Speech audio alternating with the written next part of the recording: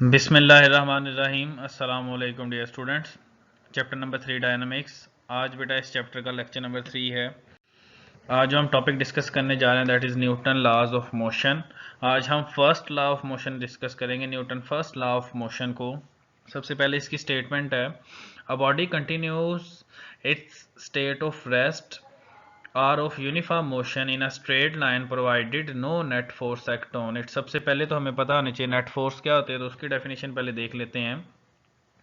Net force is the resultant of all the forces acting on the body. की net force आपके पास resultant क्या होता है, सम जमा सारी चीज सारी फोर्सेस के मजमूए को, रिजल्ट को आप क्या कहते हैं, नेट फोर्स कहते हैं।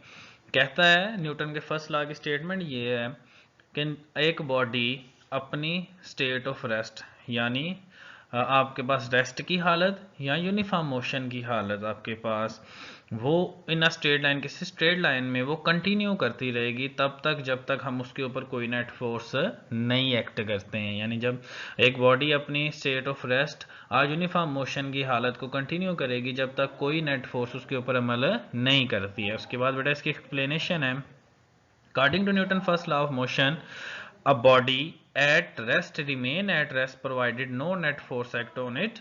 कहता है कि आपके पास जो बॉडी है वो रेस्ट में रहेगी तब तक जब तक हम कोई नेट फोर्स एक्ट नहीं करते हैं। जैसा कि हम बेटा देखते हैं, as we observe that object do not move by themselves unless someone move them। for example a book lying on a table remain at rest as long as no net force act on it।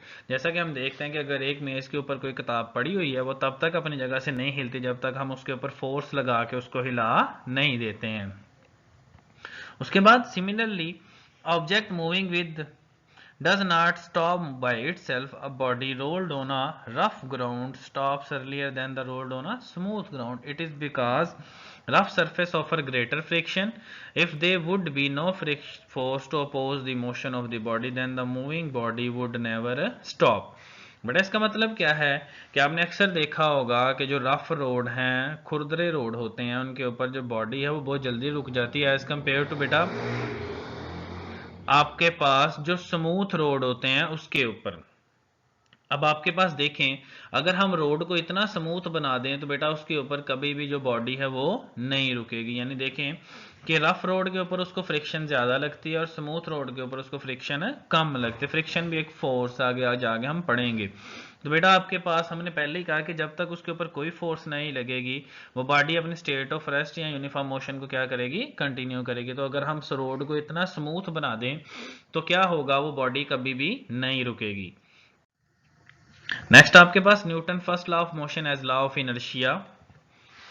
Since Newton first law of motion deals with the inertial properties of matter, therefore Newton first law of motion is also known as the law of inertia। जैसा कि हमने देखा कि Newton first law of motion body की inertial properties के साथ discuss करता है, और पिछले लेक्चर में हमने इनर्शिया की डेफिनेशन पढ़ी थी कि इनर्शिया क्या होता है।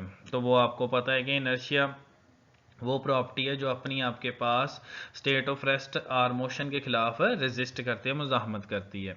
तो बेटा ये इनर्शियल प्रॉपर्टी, इनर्शिया वाली प्रॉपर्टी के साथ डील करती है Newton first law of motion. We have observed that the passenger standing in the bus fall forward when the driver applies brake suddenly। It is because the upper part of their bodies tends to continue their motion while lower parts of body in the contact with the bus stop with it, hence they fall forward।